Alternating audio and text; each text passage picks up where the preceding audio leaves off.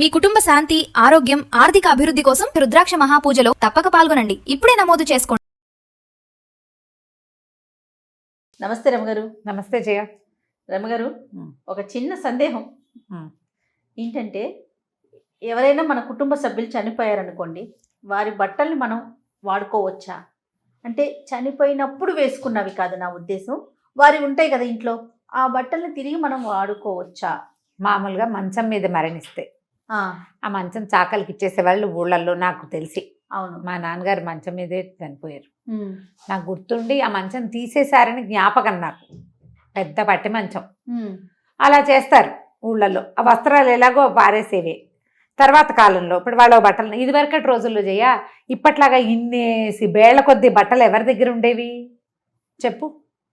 ఇది కరెక్ట్ రమ్మగారు. ఇన్ని బేళ్ల బట్టలు మనం ఆలోచించుకుంటే ఇన్ని బట్టలు లేవు. కాసిన బట్టలు ఉండేవి. పనివాళ్ళు, పాలేళ్ళు, అయ్యగారి బట్టలు మాకు ఇవ్వండి అంటే ఇచ్చేసేవాళ్ళు.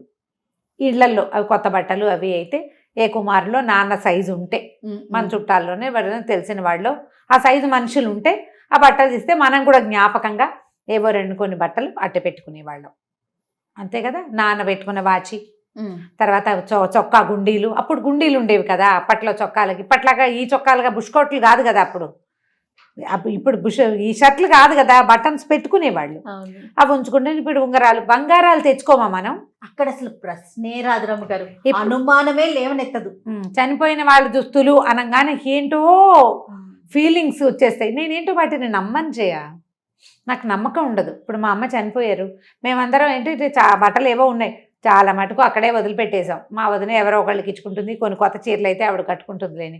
తలా ఒక చీర తెచ్చుకున్నాం. మా అమ్మ బంగారం తీసుకోలేదు, నీకు చెప్పే కదా మాట. నేను చెప్పారు కదా, తలా ఒక చీర. నా దగ్గర ఒక మంచి బాగా రెడ్ శారీ ఎవరో పెట్టారు అమ్మకి. ఆవిడంతా రెడ్ కట్టుకునేది కాదు, ఒక్క మాట ఏమన్నా కట్టుకుందేమో. ఆ కొంచెం చిన్న చీర కూడా నేను ఎప్పుడు కట్టుకోలేదు, అంతే. ఇంట్లో ఉన్నప్పుడు ఒకసారి కట్టుకుని దాన్ని అటు పెట్టుకున్నా. అమ్మ ఏమైనా ఒకటి రెండు బట్టలు మన ఇంట్లో ఉండిపోయిన ఉంటే అమ్మ జ్ఞాపకం మనతో పాటు ఉంటుంది. అంతే కదా. అమ్మ, అన్నయ్యో, వదినో, పెద్దక్కయ్యో, బావగారో, లేకపోతే మన నాన్న, తాతగారు, ముత్తాతగారు, నాయనమ్మ, ఎవరు మరణించకుండా ఎవరైనా ఇక్కడ పీటేసుకుని కూర్చునే వాళ్ళు ఉన్నారా? కలిపి మనతో కలిపి ఎవ్వరు ఉండరు.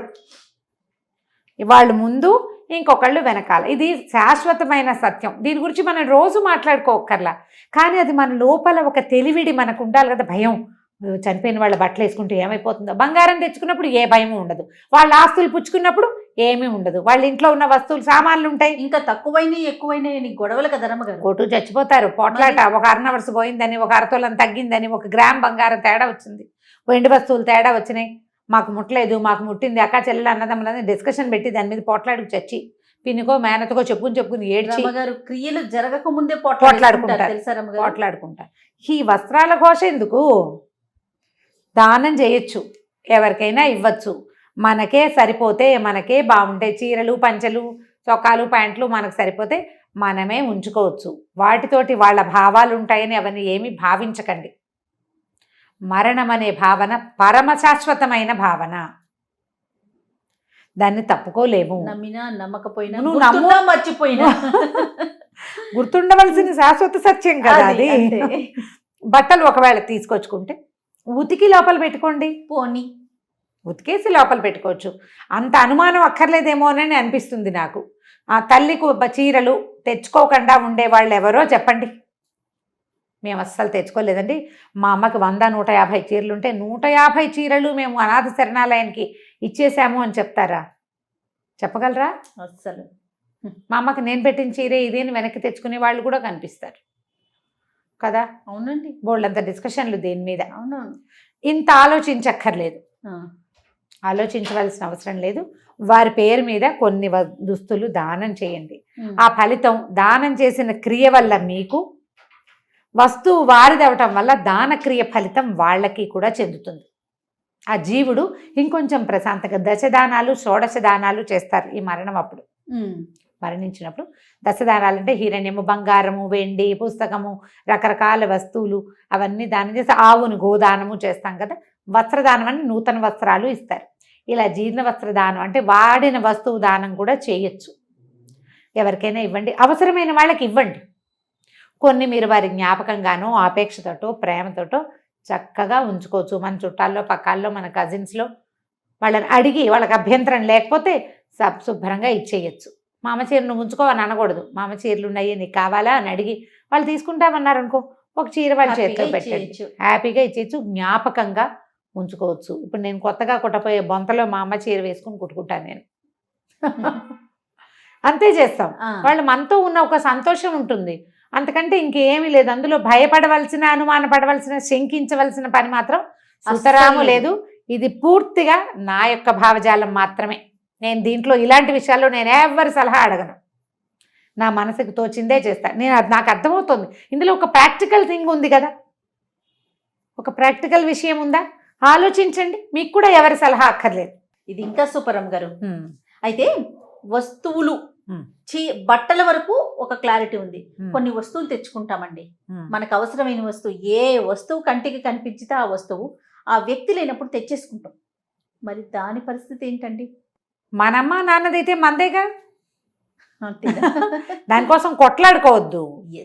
కొట్లాడుకోకండి, అవి ఉండిపోతాయి. మనుషులు పోయినా, వాళ్ళ అమ్మ పోయినప్పుడు ఈ పిల్లలు కొట్టుకున్నారు వస్తువుల కోసం. ఎప్పుడు వస్తు భ్రాంతి ఉండకూడదు. మనం అమ్మకి మనలాగానే వస్తు భ్రాంతి ఉంది. అమ్మ శాశ్వతంగా ఉందా? అమ్మ వెళ్ళిపోలా. ఇప్పుడు మనకు కూడా భ్రాంతి పడితే భ్రాంతే మిగులుతుంది, మనమేం ఉండం కదా. అవకాశం ఉంటే తెచ్చుకోండి అమ్మగారి వస్తువులు, లేదా ఎక్కడైనా ఇచ్చేసేందుకు అవకాశం ఉండి ఎవరికైనా అవసరం ఉన్న వాళ్ళు ఉంటే డిస్పర్స్ చేసేయండి. మనం ఏం చేస్తాం, ఫోటోలు, నాన్నగారు రాసిన పుస్తకాలు, ఫోటోలు లాంటివి, వాళ్ళు వాడుకునే ఏమంటారు మన జపమాలలు లాంటివి వస్తువుల్ని, అమ్మవాడిని తిరగలి, అమ్మవాడిని చిన్న రుబ్రోలు, ఇత్తడి గిన్నెలు, వాటి మీద ఆసక్తి ఉంటుంది, మనకు మనసు ఉంటుంది. ఎక్కువ భ్రాంతి పడద్దు, దానం చేయండి సాధ్యమైనంత. తెచ్చుకోగలిగినవి తెచ్చుకోండి, జ్ఞాపికగా ఉంచుకోవాలనుకుంటే తెచ్చుకోవటం. జ్ఞాపకంగా చూస్తే అమ్మ రోజు గుర్తొస్తాడు. రోజు రోటి పచ్చడి నూరేది ఒకళ్ళమ్మ, ఆవిడ వాడే నున్నగా అయింది రోలు, ఒక ప్రాణంగా ఉంటుంది మనకి దాని మీద ఉంటుంది. తెచ్చుకోండి, దాన్ని అక్కడ వదిలేయకుండా. అమ్మ మనతో ఉన్న భావన మనసుకి ప్రశాంతంగా ఉంటుంది. పాపం ఈ కోవిడ్ రోజుల్లో చాలామంది పాపం పిల్లలు అమ్మా నాన్నను కోల్పోయిన వాళ్ళు కూడా, ఆడపిల్లలు, నీ వయసు వాళ్ళు, నా వయసు వాళ్ళు కూడా అమ్మా నాన్న ఒకేసారి వెళ్ళిపోతే వీళ్ళ పరిస్థితి ఏంటి? ఆ వస్తువులు ఏమైనా ఉంటే దాన్ని ఎంతసేపు చూసుకుంటుంటే అమ్మ మనతో ఉన్న ఫీలింగ్ ఒకటి ఉంటుంది. దానికి అవకాశం లేని పరిస్థితులు కూడా వచ్చినాయి మనకి. వాళ్ళు అక్కడెక్కడో ఉండి వీళ్ళు ఇక్కడ వెళ్ళిపోయి కనీసం చివరి చూపులు కూడా లేకుండా, అప్పుడు ఈ వస్తువు మీద మనకు ఒక భ్రమ ఉంటుంది. తెచ్చుకొని వాడుకోవచ్చు. వాళ్ళ భావాలు వీటి ఉండి, మీ అమ్మా నాన్నల భావాలు మీతో ఉన్నట్టే. అంతే కదా, మరణిస్తే కదా కావాలి. మరణించిన వాళ్ళు మన అమ్మా నాన్న అయితే వాళ్ళ భావాలు మనతో పాటు ఉంటాయి. అదేదన్నా చెడుగా ఎలా పరిణమిస్తుంది? వాళ్ళకి మనం అంటే ప్రేమ కదా. అమ్మ నాన్నలో అక్క చెల్లెలు ఎవరైనా మన వాళ్ళవైతేనే కదా మనం తెచ్చుకుంటాము. అప్పుడే వారికి మనకు ఆ హక్కు ఉండదు కాబట్టి భయం లేదు, తెచ్చుకోవచ్చు. ఇవన్నీ భావన మాత్రమైన వ్యవహారాలే తప్పిస్తే భయపడడానికి ఏమీ లేదు. ధైర్యంగా తెచ్చుకోండి, ఏం కాదు. రైట్. నమస్తే జయ.